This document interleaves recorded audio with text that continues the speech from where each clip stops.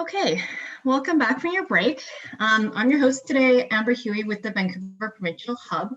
I'm pleased to be your host for this afternoon's 1-hour breakout session on Methods Matters, which are 4 presentations from our methods clusters. Our speakers today have elected to pre-record their talks very wisely, but they are all on hand to do live Q&A after their presentations. A little bit of housekeeping, you should probably already know, but you can use the chat to engage with our presenters, and please include your question and who the question is for, so our presenters can respond to those. You might also have noticed that there's different ways to view these sessions. If you click on the top button where it says view, you can choose to watch these in speaker view or gallery view. These can be adjusted as you like. We were recommending speaker view for the presentations, so you can see sort of who's corresponding with what. But it's your choice for live Q&A time for sure. Let's get started. I'm just going to pass the virtual unmute to Danielle, who will be our moderator for this session. Thanks, Amber, for hosting us, and for our panelists, and for all those who are attending today. As you may have heard me say before, I'm super excited to be part of this organization and this broader community. One of the exciting parts of my world is getting to work on methods clusters work as part of the BC support unit. And today you're going to hear from 4 of those respective projects of 42 different projects we have funded within the methods clusters work. This is a little bit of a work in progress session where some of these projects aren't fully complete, or some of them will continue to be in process. As Amber noted, I'm going to hold the questions until the end, so please do use the chat function. The presenters may respond to them as we go, and if they don't get responded to by the end, I'll pull from that for asking questions amongst the group. So without further ado, I'm going to introduce our first speakers, which are Stephanie and Allison. So Stephanie Harvard is a Michael Smith Foundation for Health Research. She's a postdoctoral fellow at the UBC faculty, with the UBC Faculty of Pharmaceutical Health Sciences. Her interests are in value judgments and scientific modeling, with a focus on health economics and implications for standards of transparency and public engagement and research. If you've heard me talk over the last day and a half, you've heard me call out her work and how impactful it's been in my thinking about research. And it's informed by one of her community partners, Allison McLean, who will hopefully be joining us over the course of this session. Allison is a wife, mother, Black woman, community advocate, and health systems researcher. She's committed to working towards transformative, anti-racist, justice-oriented programming and programming for all. And again, another person who's really influenced me with the short time I've been with the BC support unit. So Stephanie, I will turn the unmute button to you, so you might play your presentation. Okay, thanks so much, Danielle. I'm going to press share screen here. And there we go. Hi, and welcome to our presentation on the Peer Models Network. This project is funded by the BC Support Unit, BC Academic Health Science Network, and the Canadian Foundation for Innovation. The Peer Models Network team includes myself, Stephanie Harvard, along with Allison McLean, Mohsen Sadatsafavi, Amina Debi, Dawn Grant, Greg Worker, and David Murphy. Today's presentation was prepared by myself and Allison McLean, who's a patient partner. To make things simple, I'm doing the voiceover today, but I'll mention when I'm speaking on behalf of Allison. Before we start, Allison and I would like to send our respect and gratitude to the Musqueam, Squamish, and Tsleil-Waututh Nations. This conference is organized on their unceded homelands. Let's also take a moment to acknowledge that health disparities exist here because of the effects of colonization and white supremacy. This includes outcomes right now in the COVID-19 pandemic, which is disproportionately affecting Black, Indigenous, and other racialized people against the backdrop of systemic racism. Let's also acknowledge that Black, Indigenous, and other people of color are underrepresented at today's conference and in health research and leadership positions generally. We voice our commitment to changing this, both for social justice and good science. So to get started with some context, there are many ways to improve health, but our public health system can only invest in some. This raises tough questions about what's called resource allocation. In other words, what the public healthcare system should provide. These questions are in the field of health economics.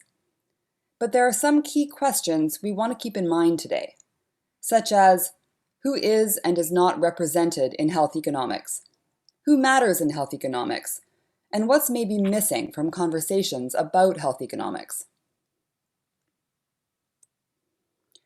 To inform questions about resource allocation, health economists often build computer models. These models are used to reason about the potential costs and benefits of investing in different options, like treatments or health programs. Right now, within the field of health economics, there's increased attention to the need to make these models transparent, since health economists understand that this transparency influences users' trust and confidence in the models.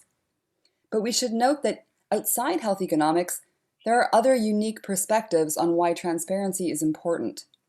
Today, I'm going to speak to perspectives within the philosophy of science, and Allison is going to speak to her perspective as a Black woman and a patient partner.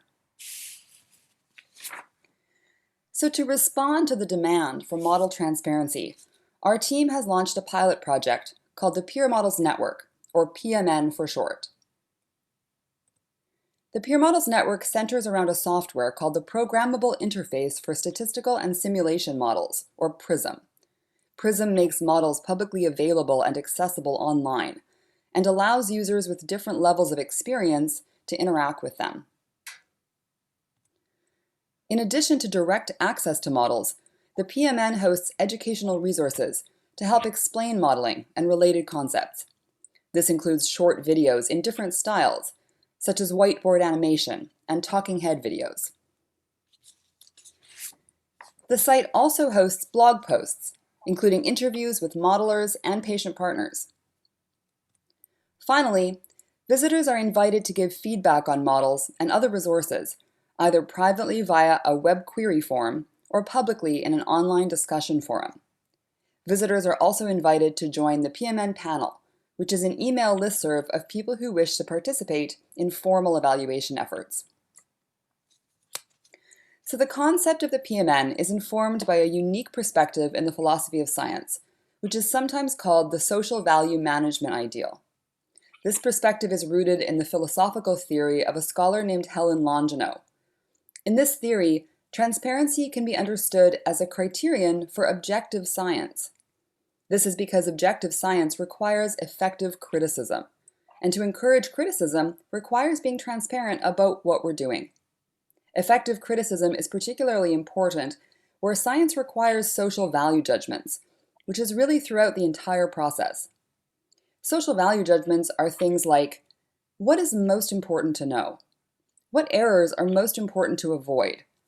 How much evidence and agreement is needed before we decide that something's true or likely? And who should be involved in deciding? So according to Longino's theory, transparency in modeling is not important on its own, but rather as a precondition for effective criticism. So the design of the PMN aims to achieve 4 different things that Longino argues is important for effective criticism. The first is public venues for criticism. This means that people need an accessible forum to critique various aspects of research methods and results. The PMN aims to do this by facilitating direct access to models as well as to supporting information. The second is uptake of criticism. This means researchers have to actually respond to the feedback they receive by making changes to data, methods, reasons, and so on. To support uptake of criticism, the PMN will forward any of the online feedback it receives to the modelers or developers responsible. The third is what's called tempered equality of intellectual authority, which we could also call diversity of values. So Longino argues that criticism is most effective when carried out from diverse perspectives. But in order to encourage this type of criticism, a certain equality needs to be granted among everyone joining the conversation.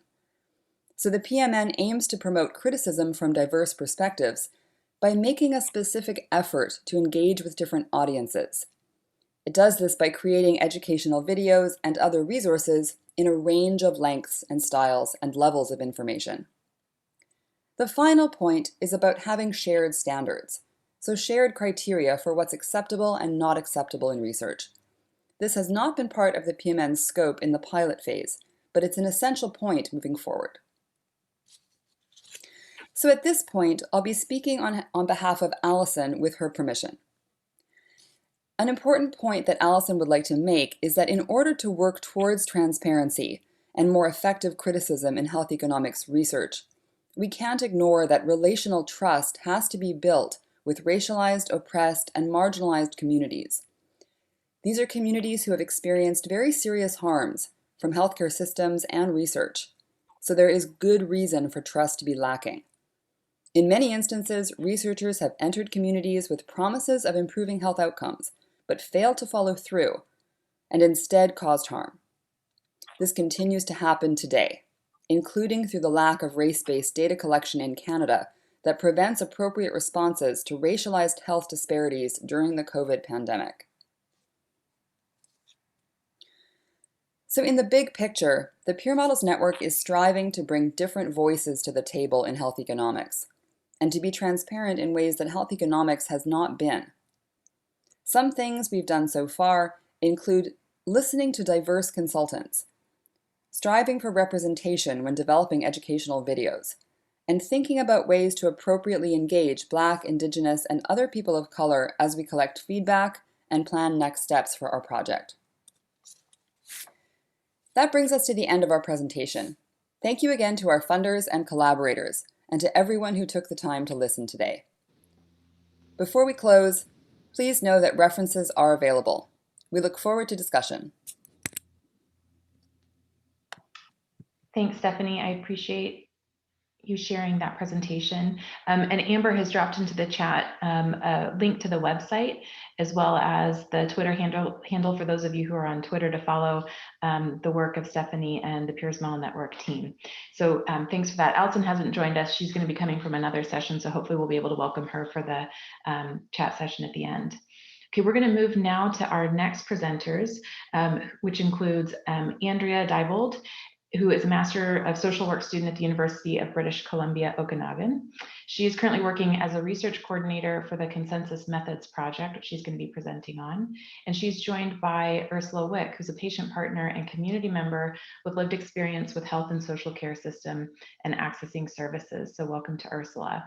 She lives in Oliver, BC, which is a small rural community in the southern interior and has extensive experience as a volunteer.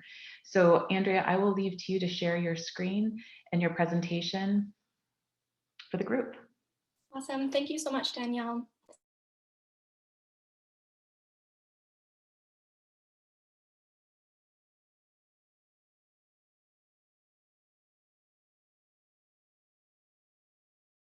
Hello, my name is Andrea. My name is Ursula, and together we both work on the Consensus Methods Project. On behalf of the rest of the team members, we are going to be talking about using face-to-face and virtual deliberative dialogue to develop consensus in patient-oriented research. Consensus methods can be used as practical approaches to organizing and integrating information. Best interest solutions that include patient-oriented outcomes are co-created through the engagement of key stakeholders. Stakeholders can consist of researchers, policymakers, health and social care providers, and individuals with lived experience. Through this collaboration, priorities are identified, agreed upon, and supported by the group to develop relevant actions. The Consensus Methods Project is currently studying the function and effectiveness of consensus approaches in various settings. One of the consensus strategies that we have been testing is deliberative dialogue and the use of this approach in face-to-face and virtual environments. Deliberative dialogue is a facilitated and structured discussion that aims to create actions or products that are meaningful to service users. To test deliberative dialogue as a consensus method, we conducted 2 dialogues in differing contexts. The first session was held face-to-face in partnership with the Nanaimo Brain Injury Society and Island Health, focusing on intimate partner violence and acquired brain injury. The second session was held virtually with Northern Health, focusing on virtual rehabilitation services in the time of COVID-19 and social distancing practices. Both dialogues followed a similar process and structure. Prior to the session, participating stakeholders were provided an evidence synthesis to help inform and support the conversation. Dialogues took place over 2 to 3 hours using various facilitation approaches to lead participants through discussing and identifying appropriate actions. Questionnaires were distributed after the dialogue, and a draft action report on strategies identified during the dialogue was sent to participants for review. A final action report was shared with participants to move actions forward. Follow-up dialogues with both partnerships are currently being planned. The questionnaire focused on participants' views on the processes of the deliberative dialogue. Survey sections included questions that considered how contributions were made, if there was fair representation of stakeholders, if consensus was achieved, how facilitation techniques worked for the setting, and what could be improved. 2 dialogues have been completed, one face-to-face and one virtual. In this slide, the green chart depicts representation from our face-to-face dialogue, and the blue chart is showing representation at our virtual dialogue. Each dialogue had multiple stakeholders, including researchers, health and social service providers, and individuals with lived experience present during the discussions. The involvement of various experiences and perspectives helped to create actions that were meaningful to knowledge users. Overall, we had good response rates from the questionnaires distributed after each dialogue. These graphs represent a condensed version of the responses that we received. Agree is represented by green, disagree is blue, and neutral responses are gray. Of those that responded to the questionnaire in each dialogue, a majority agreed on the dialogue successfully allowing for participants to feel that they understood the purpose, that their experiences were heard, and that stakeholder representation was achieved. For participants who responded to the questionnaire, there was disagreement in both dialogues on the accessibility of carrying out actions and the dialogues aiming for consensus. Key lessons learned so far have been generated from participant feedback as well as observation and reflection of the dialogue process.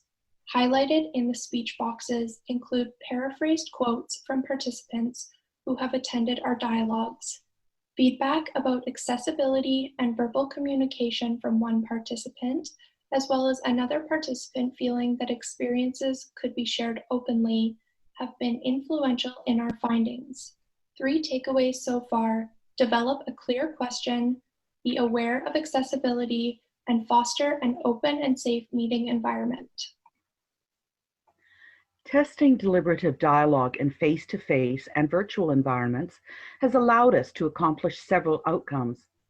Through our partnerships, we have brought stakeholders together to have structured and productive conversations. These conversations have led to developing relevant actions in a timely manner. Our testing of deliberative dialogue will be helpful in creating our knowledge translation products in the future. This project works to study research methods focused on consensus building in integrated knowledge translation. Engagement of patient partners alongside researchers, health and social care providers, and decision makers this far have helped to facilitate outcomes that have focused on patient-identified priorities. Throughout the process, patient partners have been involved in the testing of deliberative dialogue and in the development of knowledge translation tools and activities. Results of each dialogue have been shared back to participants through action reports. For the Nanaimo dialogue, a briefing note and infographic directed at target audiences has been created. At the end of the project, our team will produce a final report on the process of application and outcomes of each dialogue.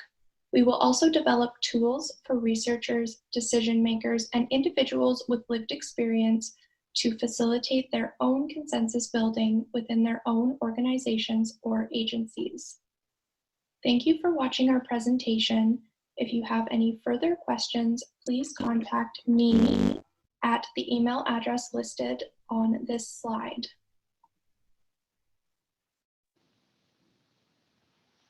Excellent. Thanks, Andrea and Ursula, for your fantastic presentation. And again, just to encourage those in the virtual audience to feel free to post questions in the chat box. I'm now going to turn to our next set of presenters, Erin Gelfand and Katrina Prescott. Erin is a master's in science student at the School of Population and Public Health at the University of Calgary, where he is currently working under Dr. Wei Zhang on the Valuation of Lost Productivity study. Erin is co-presenting with Katrina Prescott, who is a full-time family caregiver, dementia and caregiving consultant and activist, a community program developer, and a TV commercial producer. So I'm sure we are blowing her away with our recording skills at this meeting. Katrina is based in Vancouver with her mother, who is living with dementia. So my thanks to you, Katrina, for being able to join this afternoon as well. So Erin, I'm going to turn it over to you so you can play the presentation for the group. Thank you very much for that, Danielle.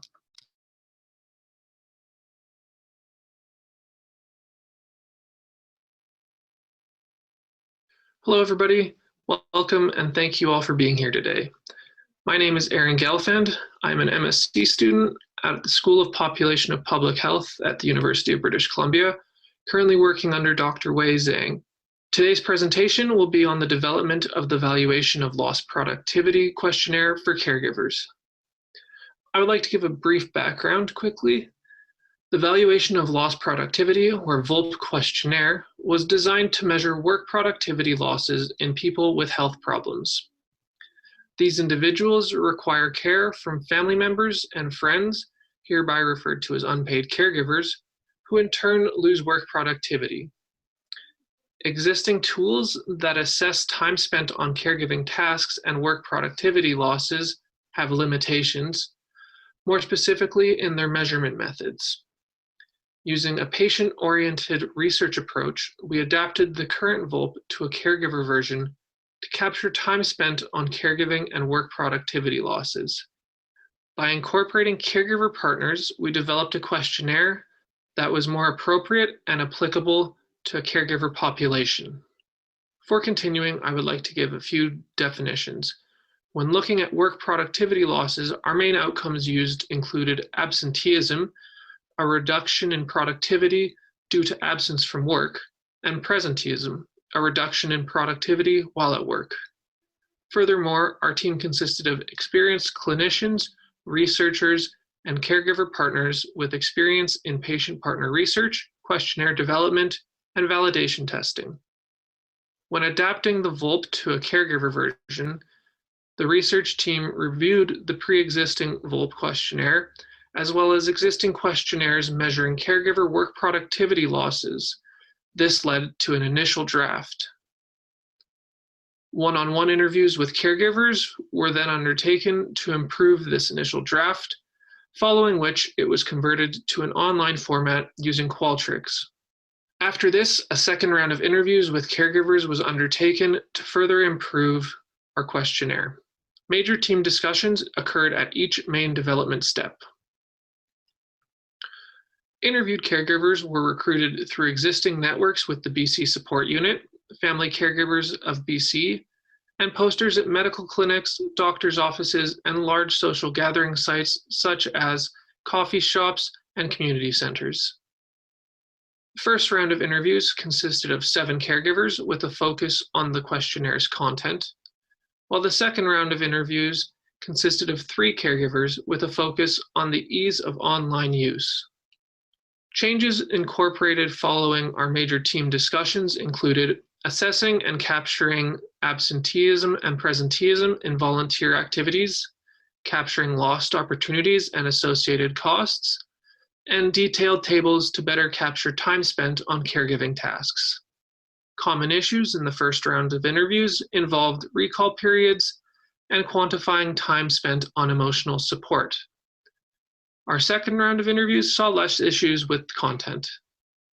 Participants had issues with both workplace and volunteering recall periods, believing that asking for information on the past 7 days was not a good representation compared to the average 7 days. Upon discussion with the team, we chose not to change our recall period here to ensure consistency, as it would be impossible for us to know how each individual calculated this average 7 days. As well, participants had issues quantifying time spent on emotional support. However, this was expected as it can be subjective and potentially overlaps with other measurement fields. This was addressed by rephrasing examples to better illustrate what we were interested in. We would like to acknowledge the following affiliates: the BC Support Unit, Health Economics and Simulation Modeling Methods Cluster, the Center for Health Evaluation and Outcome Sciences, and the School of Population and Public Health of the University of British Columbia. Before I finish up, I would like to introduce one of our caregiver partners, Katrina Prescott, who will be discussing her experiences on the project with the research team. Thanks for the intro, Erin. My name's Katrina. I'm a full-time family caregiver. I've been a caregiver to my mom for the past 5 years, who's living with dementia. Before that, Mom and I were caregivers to my grandmother. I also try to maintain a career and navigate the health system with little support. My experience working on the VOLP has been very interesting, eye-opening, and very positive, actually. I came onto the team and was really looked to for information, which is rare for caregivers. We're not often asked our opinion, even though we are experts in the field of caregiving, we're often overlooked. So this was a really great opportunity and experience for me to share my knowledge and expertise with a team of people that seem to really want to utilize that information. And it was great for me as a caregiver to get some acknowledgement and be able to use my voice to hopefully help other people and other caregivers and make positive, lasting change. One really positive aspect of working on this project has been the caregivers were compensated for their time generously. This is often something that does not happen. Sometimes caregivers are given a gift card for $20 or $5 for Starbucks, which is wonderful. I'm grateful to receive anything. However, we do put in, I know I personally put in hours and I really think about things and I approach it like I do my work and my career and caregiving because it's important to me. So it was really great to be recognized for my expertise and my work and compensated well. I'm very grateful for that. So the VOLP is a measurement tool and it can be very hard for caregivers to track their time because things come up. Every day is a little bit different. Some days we have set tasks. Some days we don't have those same set tasks. So when we're working through it, I really noticed that I was having a challenge working out how many hours I was committing to certain things. And I suggested we do a breakout area where we could work things out. And I walked myself through that. What would that look like? And that was incorporated into the survey for measurement. And that really was great because I was listened to, I was heard, my feedback felt useful, and I believe that now accurate results will be measured because we are able to really drill down and think about our time management and how we're using our hours. Thank you very much for taking time out of your day to be here and present this to the audience, Katrina. I would also like to thank the members of the audience for listening. And if anybody has any questions, please feel free to ask us in the allotted time. Thank you and have a good day. Thanks, Erin and Katrina, for your presentation. I appreciate it. We are now going to turn to our last presentation of the day. So I hope everybody's getting ready to add questions to the chat box. And that I'm now going to turn to Shannon and Piper. And Piper, I believe you're going to be sharing the presentation. But as introductions, Shannon is an associate professor in the School of Nursing at the University of Northern British Columbia.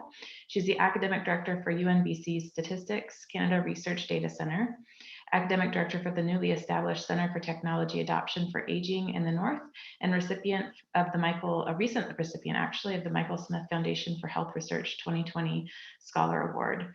She's a social gerontologist and incorporates a collaborative approach to engaging in a broad range of research activities focusing on the health and well-being of vulnerable populations, with a specialization in the area of technology and aging, hospice palliative care, informal caregiving, and longevity. Shannon is presenting today with Piper Jackson, who is an assistant professor of computing science at Thomson Reuters University. He's currently working on research related to machine learning and generative methods. Piper's research career is marked by a dedication to interdisciplinary collaboration, including projects spanning the fields of criminology, defense, political science, public health, and gerontology. So thanks to you both for being here. Piper, I will turn it over to you for the presentation. Good afternoon. My name is Shannon Freeman, and I'm an associate professor at the School of Nursing at the University of Northern British Columbia. The UNBC campus in Prince George is situated on the traditional territory of the Lheidli T'enneh. Thank you for taking the time to listen to our presentation on the importance of developing a shared language through our collaborative Team Wiki page.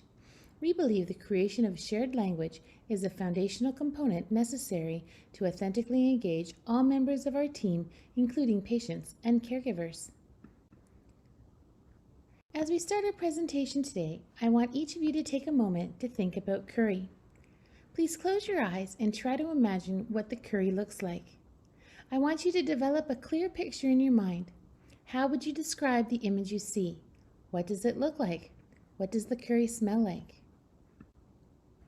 Most of us have an image of what curry might look like to us. However, is it the same? What did you include in your curry? Was the curry you envisioned homemade, warmed up from a jar, or from a restaurant? The majority of us know what curry is, but ask yourself, do we picture it the same? We need to think about language when we speak and consciously reflect on what it means. We need to consciously ask ourselves if the words mean the same things to others as it does to ourselves, or are there different interpretations which might be possible? We need to be conscious about language, especially in research. To ensure our work is relevant in the real-world context, our team recognized the need to take a patient-oriented research approach and foster a shared language. A shared language refers to people developing understanding amongst themselves based on language such as spoken, written text, or visual pictures, to help them communicate more effectively. The key to understanding language is to first notice and be mindful of your language. Developing a shared language is an ongoing process that requires intention and time, which results in a better understanding. One challenge in the interdisciplinary team context can be the use of expert or technical language and jargon. This can create imbalance between those that understand and those that do not. In our presentation today, we will illustrate how we co-created a wiki page to foster a shared language, generate dialogue, and promote understanding between team members.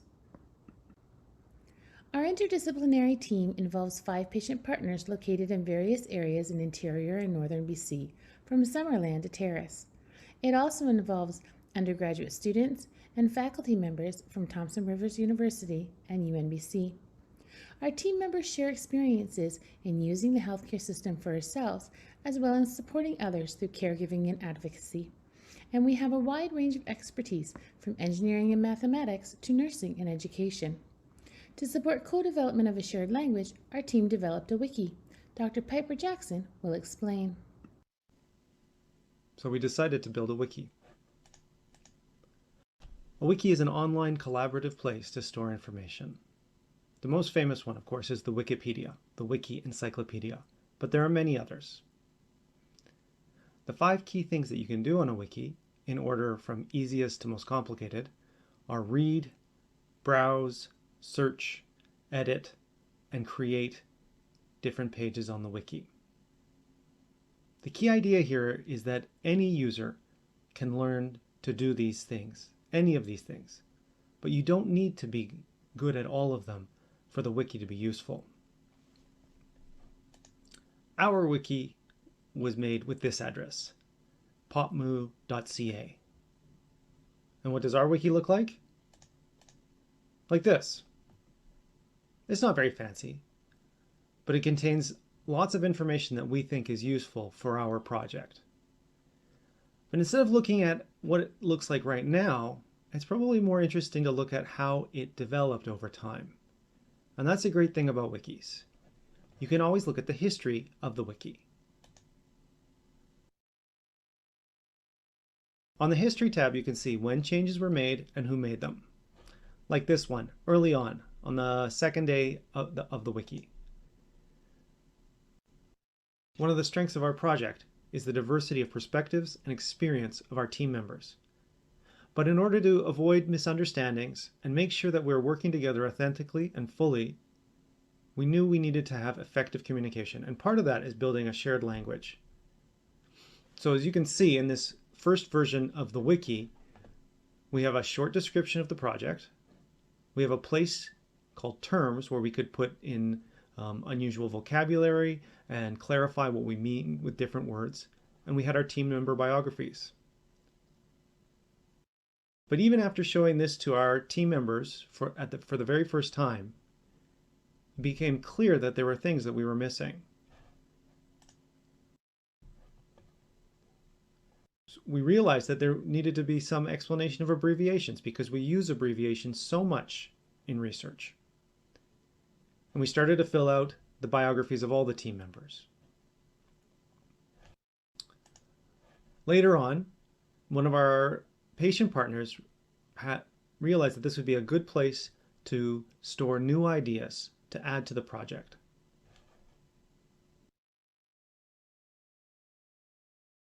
And then we started to use the wiki to store even more information, like the PowerPoint presentations from our group meetings. And finally, after all of the team members had some time to work with it, we realized that we could use it to store all of the relevant information that we built up together working on this project. So we have project goals here.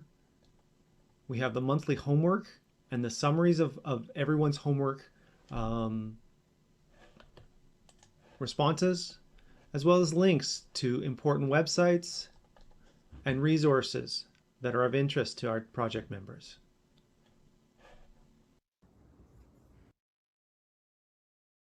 Thanks, Piper, for giving us that overview. Prioritization of a shared language is so important. As noted on the screen, we welcome anyone who is interested to look a little bit further around our webpage to please enter POPMHU.ca. The two screenshots on this slide show the terms and abbreviations pages. I also like that we could add hyperlinks with the terms to connect people further to resources of interest. Some of you may also be interested to learn how long it took us to create it. After a demo, during our team meeting, we started by posting our project summary and team bios on the webpage. Even during our demo, one of our patient partners was already uploading content and very quickly grasped the website. Other patient partners requested further instruction working one-on-one with our research assistant, while for some others, they preferred to just submit what they wished to add to the wiki directly to our research assistant and have her upload on their behalf. In this way, our team supported that everyone could have the opportunity to contribute in their preferred method to our wiki. At each team meeting, the wiki evolved. As it became more familiar, it grew and was shaped to meet the needs of our team. Our advice for others wishing to co-create a wiki is to start small and work from the ground up together. Use of our wiki has helped our team be more democratic, scientific, and efficient with our activities. When any of our team members need to find out what a term means, they can look it up quickly and determine the appropriate context to which it refers in relation to our research activities by using our wiki. Our partners emphasize that having a shared language is the only way for people to understand what others are talking about. To make people understand and for everyone to feel like equal partners, they noted the importance and really valued having a shared language. Our patient partners felt the wiki was a helpful tool when reading research papers. One partner noted how they pull up the wiki to help them through the acronyms and for technical terms related to machine learning. It is important to recognize that different team members will embrace a wiki in different ways and to take time to understand the value it may have. Not all team members are expected to upload to our wiki. Key considerations when developing the shared language suggested by our patient partners include to use few words. To be clear, it's important to try to include writing at a grade 8 level or below. Developing a shared language is not just between researchers and patient partners, but also between patient partners and researchers. Everyone has their own language. In written work, there's a tendency for sentences to get longer and longer. It's important to try to shorten sentences. More is not necessarily better. And finally, you don't necessarily have to give out all the information at once. Thank you very much for listening to our presentation, and our team welcomes any questions that you may have. Please feel free to visit our wiki at popmhu.ca. Thanks so much for listening. Thanks, Shannon and Piper, for that great presentation. And I do want to recognize Grace Kramer and Carl Zanon, who I know are our patient partners on your project. Grace is with us. I think Carl was here for a moment, so he might pop back in. And actually, I'm going to start the first question off with one that came through the chat, since it ties Shannon to your and Piper's presentation. Angela Wolf is asking recommendations for what the differences might be in choosing the development of a wiki versus a website. I mean, the advantage of a wiki is that that edit tab is right there, so that you don't have to go through a process. You don't necessarily need somebody to manage changes to the wiki. Any of the members of your project will have the rights to change it. That doesn't necessarily mean it's easy, right? Some people will find it quite difficult. So that's why we intentionally made it possible to have people make a request for a change, as well as making the change themselves. There are some website software that's pretty easy to modify, like WordPress, but I think the barrier is a little higher. It will look nicer though. I mean, that's one advantage. Wikis are pretty plain looking. But I think, yeah. No, go ahead. I was just going to say that, you know, since the Wikipedia is so popular, many people will be familiar with it, at least with the appearance. And that's one advantage of a wiki. But it is older technology than some of the other options. Thanks, Piper. I was going to say you answered the follow-up question, was which platform would be used. Nellie has a question for Andrea. Could you elaborate some on the differences between the processes of doing a face-to-face and a virtual dialogue, which seems very relevant for our times? Nellie, thank you for your question. Yeah, so elaborate on the differences between processes. Yeah, I think when you're going virtual, you have to be very mindful of communicating what you're trying to do. So for our virtual dialogue, everything was over email and video chat. So like getting to the actual dialogue itself was very important, that we were being mindful of that process. And then for the face-to-face dialogue, much of the same. I think I went over it on the processes chart, meeting with the group beforehand, getting everything ready, and then having the dialogue that day. Yeah. Excellent. Thanks, Andrea. You know, it's interesting in listening to all of the presentations, the thread around communication is there. We're looking at projects in deliberative dialogue and patient-centered measurement and health economics, but the core underpinning is really how do we communicate and share information. So Stephanie, in that respect, you know, you guys are looking for feedback on values and preferences from the community. Can you share, especially in the virtual world of collecting information, how do you then feed back information to the people who provide input on the models, especially when you're talking about some pretty big topics such as values and preferences? I might have to clarify just the most important part of your question. Are you speaking in terms of getting feedback from the community on the project itself, or feedback from the community on actual models? Feedback from the community on models themselves. So, you know, if I'm perfectly honest, this is the part of our project that I think the more that we've sort of gone down this road, the more it's become clear that it's it's going to be quite difficult to collect feedback on models because of how much groundwork needs to be laid about how models work and what models are, and the way that value judgments are required in modeling. So this is an area that I study and I talk about a lot, but it's not a conversation that's really easy to sort of jump out of the gate and have right away. So I think that's an okay lesson to have learned right away. I think that coming up next year, we're going to have some processes put in place that are a little bit slower, that lay that groundwork. But I guess in the ideal, to give an ideal answer to your question, we would get to the point where we had a better understanding of how value judgments are required in the modeling process. And we would have a better idea of how to make those value judgments clear on a publicly accessible website like the Peer Models Network. So getting better at doing very brief descriptions of, these are the major value judgments that we've had to make in this model, or that we wanted to make because these reflect what we think is important.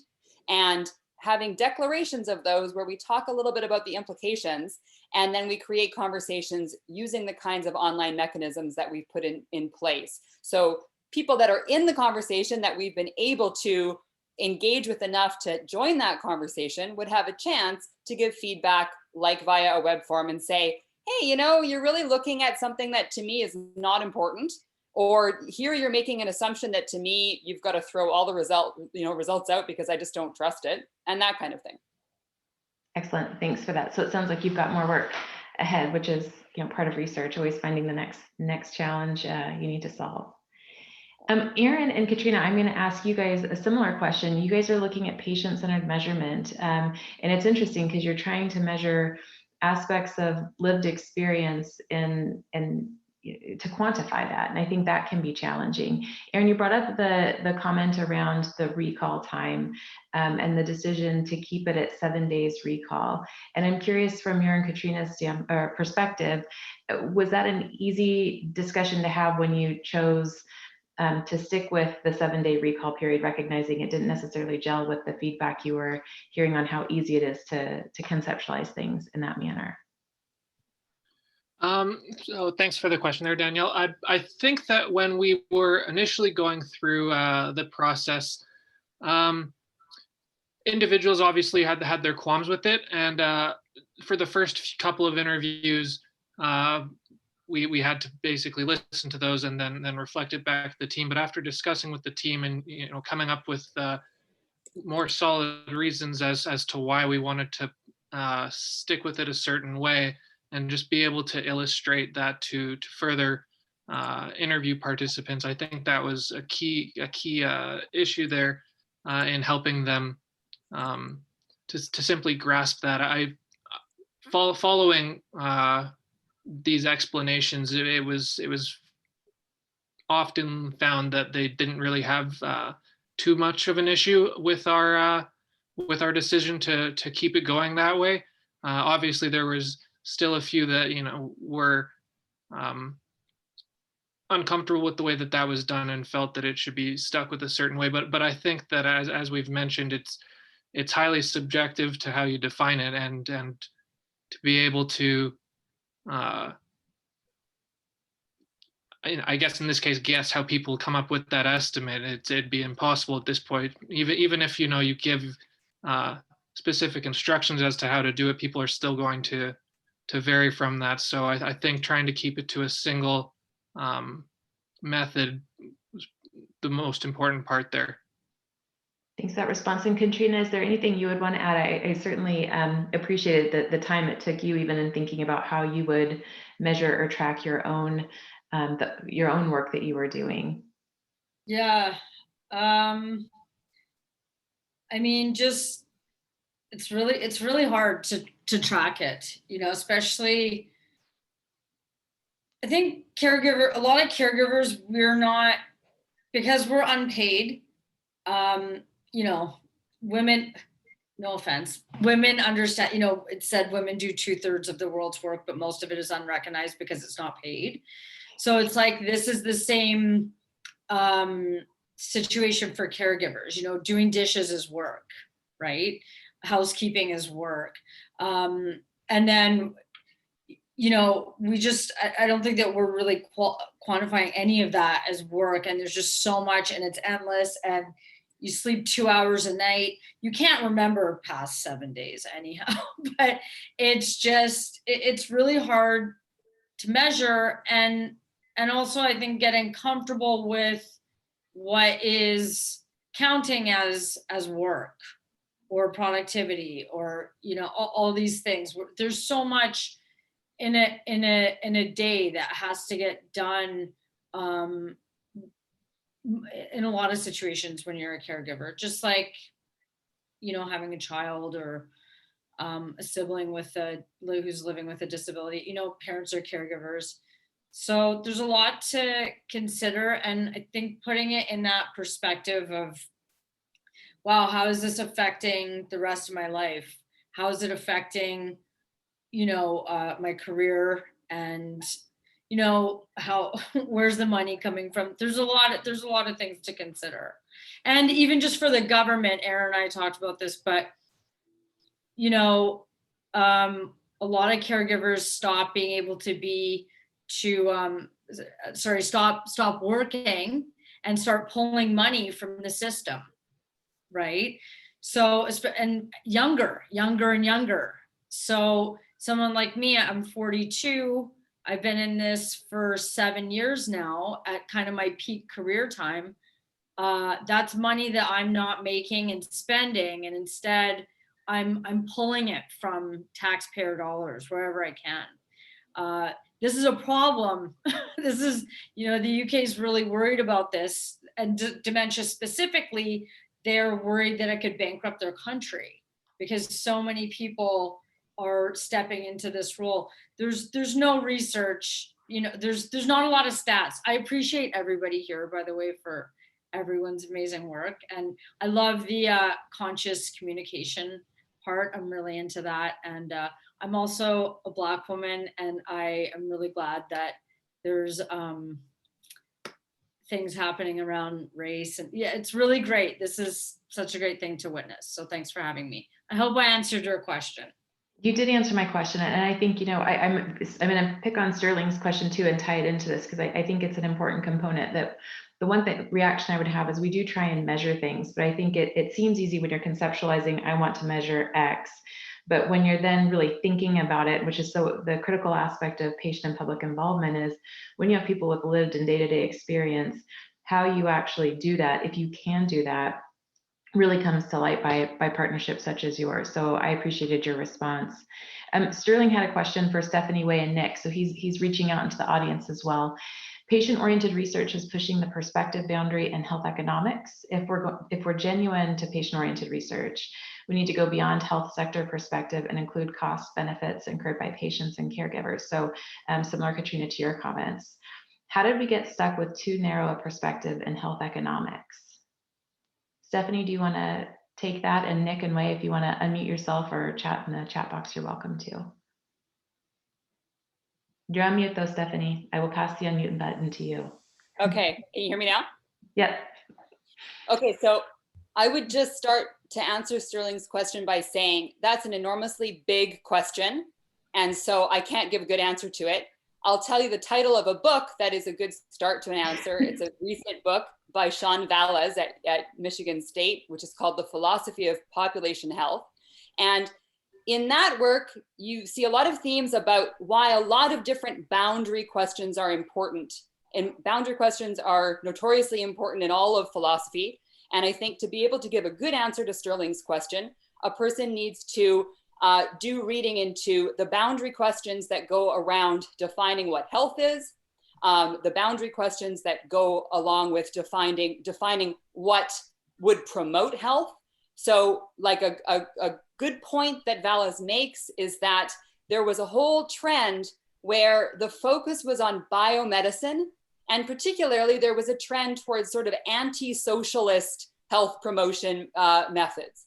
So I think that a study of some of the history that's gone on intersects with, well, how do we draw our boundaries? If we're quite invested in thinking of healthcare as a biomedical thing, and we're quite interested in sort of like having technocrats decide on things, I think that's one way that we can end up with narrow boundaries where we look at healthcare interventions and we talk about the costs that happen in the healthcare sector. So that would be my start to answering Sterling's question, but it's really a very big one. Thank you, Stephanie. And given that Sterling did say that PPF20 is, or hashtag PPF20 is trending on Twitter, if somebody could please get on Twitter and say that Stephanie just answered Sterling's question by offering him a book to read, that would be fantastic. My next question, and my last question, actually, just recognizing time, is going to go to Shannon, Piper, and Grace if she has perspective to add. This question comes from Sonia. How did you plan for cultural and emotional safety in your shared language project? So I'll defer to Piper or Shannon, who wants to start the response. It's of course it's a really important topic. I mean, one of the most straightforward things was just to mention that that we should all be very careful and conscious of each other's feelings and being courteous to each other when we participate in the meetings and write on the wiki. Yeah, Grace, was there anything that you wanted to add about that or about the project in general? I think, Grace, you're on mute, but you should be able to unmute. Yeah, there you go. I just thought our team, we just were so conscious of understanding where we all came from. The neat thing about this is we got to know each other really well first in our first session. And we're all very concerned about race and level of societies, and so we were able to be I thought we were very careful, and there were times we made a statement and someone else corrected us because we weren't using the proper terms. No one put each other down, but we really learned a lot and how to be careful but be direct when we needed to be, and to ask questions when we didn't understand. So as a team member, I felt very comfortable, and our having a student is extremely important because that student helped us and the team members how to operate all these different things, and whereas Piper and Shannon would never have had the time to do that. And we had an excellent student to help us. So I'm very excited about this group. Thank you. Thanks, Grace, for those comments. Shannon, is there? I can just add to Grace. I think, one good example of this is when we started to talk about what populations are important to focus on within our research project. And developing the language to how are we going to define vulnerable population, hard to reach populations.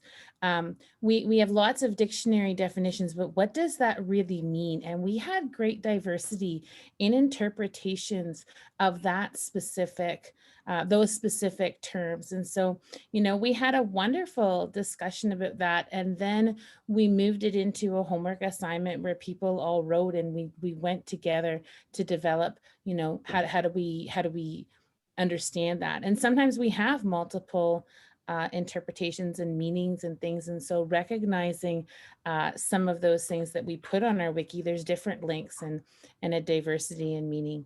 And so I think it's great that being conscious of language allows us to have those meaningful conversations. Thanks, Shannon. I appreciate that. We're at the end of our time together. I just want to give a huge thanks to our presenters today and to all of our participants in the conversation. Amber posted early on the website for the methods work. We will be, over the next year, continually updating that with the phenomenal work of the projects that have been funded, as well as our projects that are coming out of the support unit. So I would encourage you to go there often and certainly reach out to Amber, myself, Sterling, if you have any questions or interest in being involved in the work that we do. So enjoy the last couple of hours of the conference. It's been phenomenal. And again, my thanks to everybody for participating today. Just a few things, that is all the time we have. Thank you again to everyone for being here. It's really nice to see such a cross-section of patient partners and project leads and all the research team members that are in the room. It's very exciting. We are reconvening now in the plenary session about patient-oriented research in health technology. and you don't want to miss our official conference closing as well. So get up, stretch your legs, and enjoy the rest of your conference.